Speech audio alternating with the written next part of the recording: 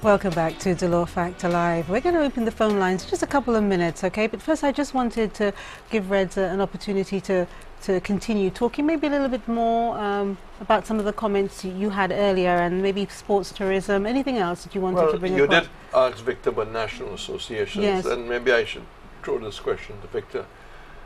I think there's a difference between teams and clubs. Yes, definitely. And I think, Victor, if you took a survey, we probably have 80% teams and 20% real clubs. Now, if you hear the people of yesteryear talk about the CYO and the other clubs, and maybe that should be the focus of the ministry, turning teams into clubs where you have a non-playing arm from the community, making the executive and non-playing executive greater discipline, more responsibility, greater fundraising, better club life, more discipline, higher standard of play. Yes, I agree with you, Rez. I think if you want a sport to progress, that you have to have a proper structure in place, and the club structure really facilitates that kind of development in terms of longevity, in terms of development of the sport and of the individual. However, I think that we need to respect the team aspect of it. There are persons who don't want to play the sport as seriously as other persons who want to. And they want to keep fit, they want to play the sport. I think we have to facilitate them to a certain extent and see how we use them in the sphere of sport. So I think that the club issue is very important. I think it's the most important factor for us. But the team aspect also facilitates persons who don't have the time to become part of the organization, or persons who have given their time when they were youth, but they no longer have time to be part of a club structure. So we have to facilitate those two types of development in our community. Also, I think clubs develop leadership, and that's one of the things that we don't have in our country, or we don't have too much of in our country. Leaders, persons who can actually lead, and who can take decisions and lead persons, that kind of thing. And I think sport is an excellent way of developing that aspect of our lives. And so I agree with you that that the club structure is crucial for our development. But I think also that the teams are also, have a place in sport development also. I'd like to invite our viewers to call now if they would like. And I'm going to go through some of the questions because we've had quite a few questions come in already. Okay, when it comes to the national squads, football and cricket, why does everyone complain about how preferential the selectors are? Well, that basically is an individual concept of an individual view of what the squad is like. I mean, if I came from Castries, I would probably want to see more Castries people in. If I was born in Vieux-Fort, I would want to see more Vieux-Fort people in. And likewise, if I came from Soufrière, I would be asking questions. Why aren't there more Soufrière people in? I think the selectors have got to be trusted in any discipline and make sure that the selection is democratic and that the press is able to ask questions. Why was Victor Reid not picked? He scored 68 goals in the Premier League. I'm just giving one example. So I think the press can play a role to ensure that the best team, a team is going to St Vincent very soon to play in the Windward Football Tournament.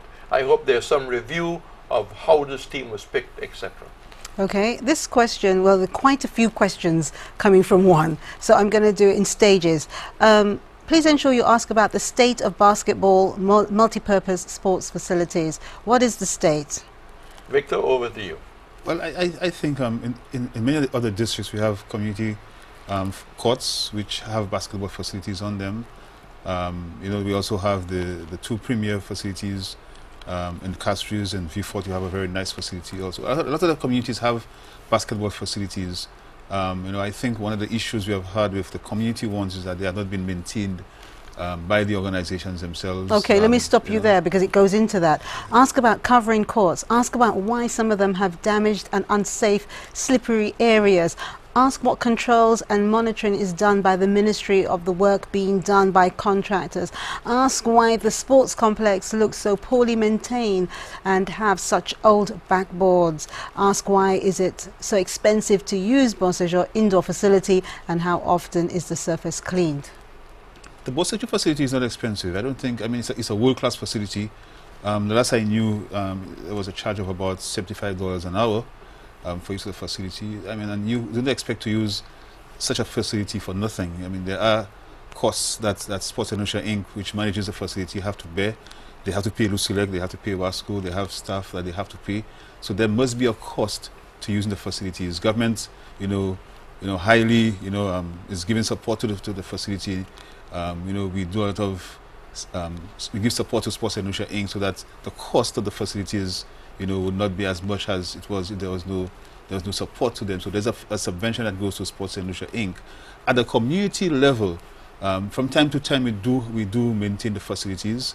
I think one of the issues we have is that persons do not, you have a lot of football taking place on multipurpose courts, and I think that's one of the deterrents that we have.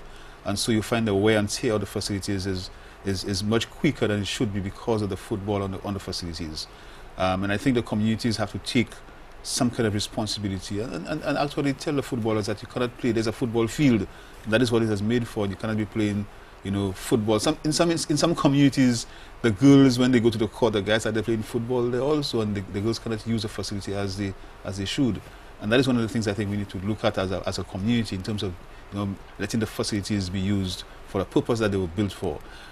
In terms of maintenance, again, I think some communities are able to maintain their facilities and to upgrade the facilities to a certain extent. The major works that have to be done at the facilities is our business as a ministry. We build the facilities, and we do from time to time, we do that kind of regular maintenance there. But the communities also have to take some responsibility for maintaining them also. Okay, Red? Just a quick comment on the indoor facility. I agree with Victor that $75 for a club is not a great number. What I would like to see is a review of the cost to use the cricket ground.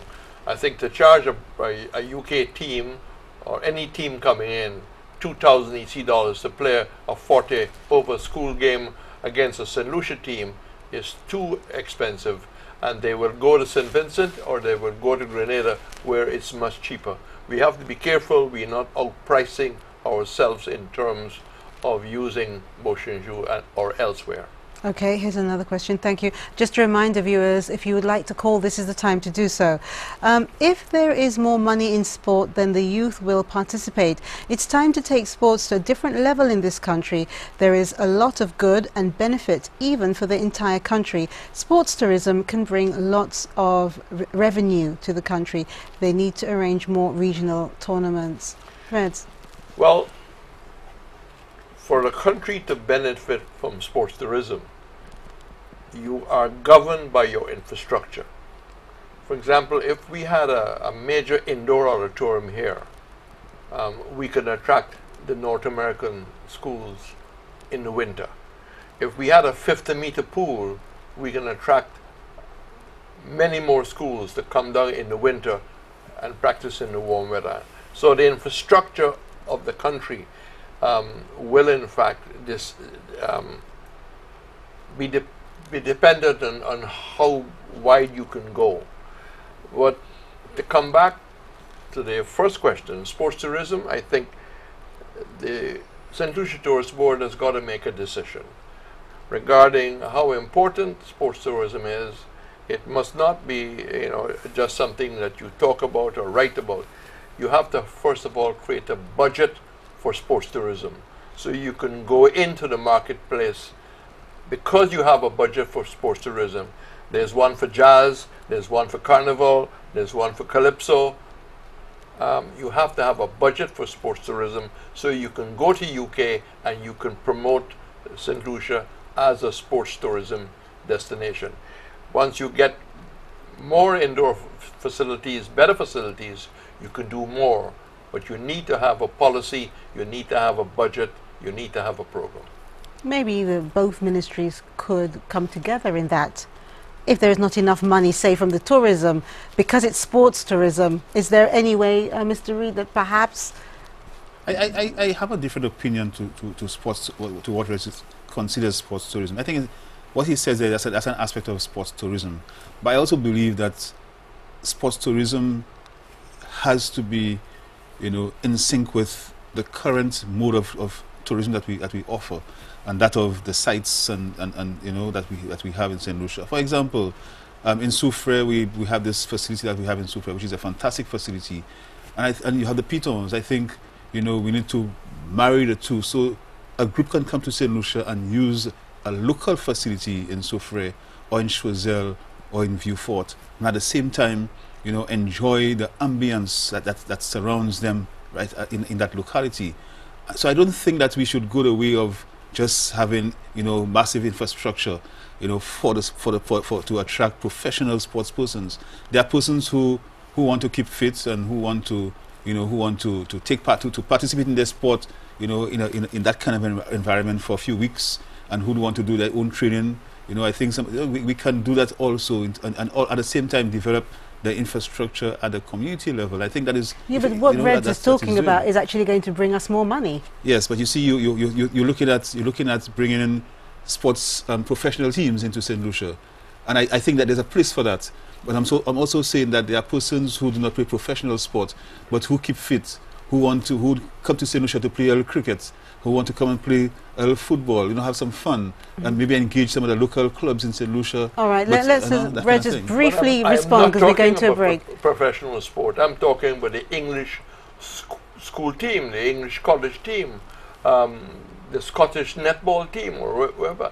I'm talking about school sports that we need to ensure that we are promoting St Lucia, and we have the infrastructure for that, and we must not overcharge, or else we're going to cut our nose and spoil our face. All right, thank you. Okay. We are going to a break, and when we come back, we'll choose tonight's winners. See you soon.